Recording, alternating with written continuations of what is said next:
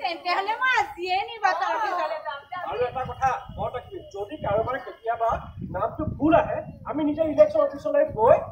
বিভাগীয় মানুহৰ লগত লগ কথা পাতি আমি নিজৰ নামটো উঠাই ল'ব পাৰোঁ কিয় কাৰণে উত্তৰ দিয়াৰ সময়ত আমাৰ বহুত অসুবিধাত পৰোঁ ঠিক আছে আৰু এটা কথা মই যদি কাইলৈ বেলেগ ঠাইত থাকোঁ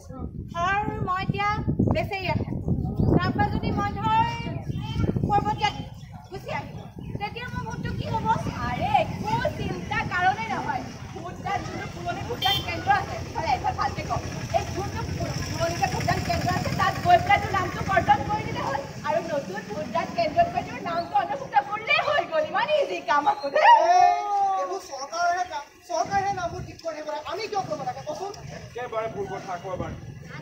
এই যিবোৰ আমাৰ নাম আছে সেইবোৰ আমি নিজে গৈ ইলেকশ্যন অফিচত গৈ ক'ব লাগে কিয় কাৰণে বিভাগীয় চৰকাৰে নতুন নতুন নামবোৰ দি থাকে আৰু তেওঁলোকক দিয়ে কিছুমান কেতিয়াবা বিভিন্ন কাৰণত ৰখি যায় সেই ৰখি যোৱাৰ বিনিময়ত আমাৰ নিজৰ কৰ্তব্য থাকে তেওঁলোকৰ কাৰণে সেইকাৰণে আমি নিজে গৈ আমাৰ নিজৰ নামটো উঠাই আহিব লাগে আৰু শুধৰণি কৰি আহিব লাগে হয় ঠিক আছে এইবিলাক কথাটো হৈ গ'ল তেনেহ'লে মোৰ নিজৰ মানুহখিনি বহুত দূৰত আছে তেওঁলোকক কি হ'ব তেওঁলোকে ভোট দিব কেনেকৈ আহিব একেবাৰে সহজ উপায় চৰকাৰে নতুন নিয়ম কৰি দিছে অৰ্থাৎ ব্যৱস্থা কৰি দিছে আমাৰ যিবোৰ ৰাইজ যিবোৰ ব্যক্তি অসমৰ বাহিৰত আছে তেওঁলোকে অনলাইনৰ যোগেদি ভোটদান দিব পাৰে কোনো চিন্তা কৰিবলগীয়া একো নাই অনলাইনত গৈ তেওঁলোকৰ নিজৰ ভোট দি কিনি তেওঁলোকৰ ভোটৰ ৰিজাল্ট 2 মিনিটৰ পিছত তেওঁ কাক ভোট দিছে তেওঁ চাব পাৰিব